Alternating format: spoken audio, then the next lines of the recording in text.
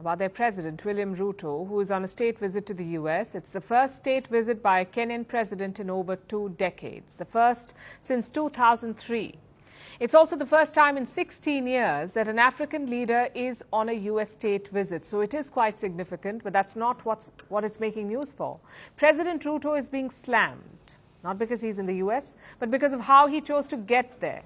He decided to fly in a luxury jet. He chartered a Boeing 737-700 business jet from an Emirati company, the Royal Jet Group. He hired it for about 200 million Kenyan shillings. That's $1.5 million US.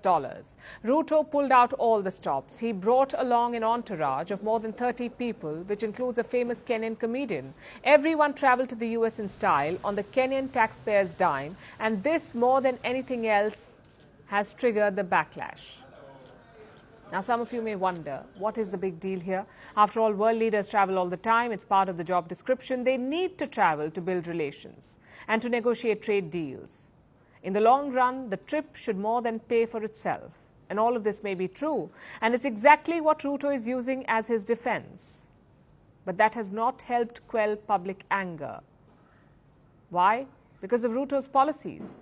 He's been tough on Kenyan taxpayers. He became president in 2022 and he has been increasing taxes ever since. Ruto has increased the tax rate on salaries. He has doubled the sales tax on fuel. He has introduced a housing levy, a hospital insurance levy and a turnover tax on small businesses.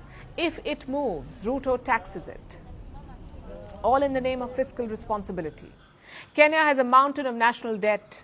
It was worth over $51 billion as of last December.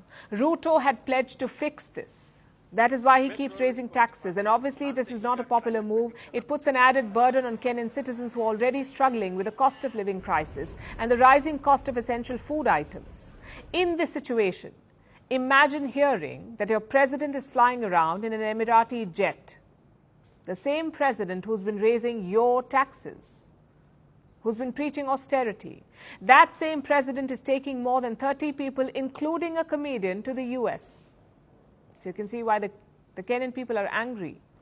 And this is not the first time, apparently. A few months ago, Ruto was dubbed Kenya's flying president. He has been on more than 50 foreign trips since he took office in 2022, more than 3 every month on average.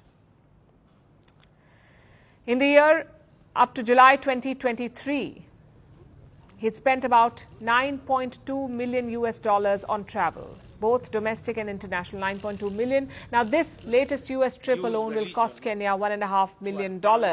For all the talk about austerity, Ruto's expenses just seem to be growing. So to calm the public down, he needs to have something to show for all of this, which is why this US trip needs to bear fruit. Ruto will have his official meeting with Joe Biden tomorrow. They're supposed to discuss a number of issues ranging from troop deployments in Haiti to extending a free trade agreement.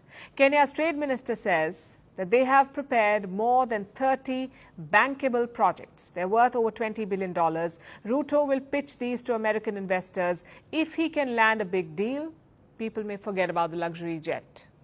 If not, he could be in trouble.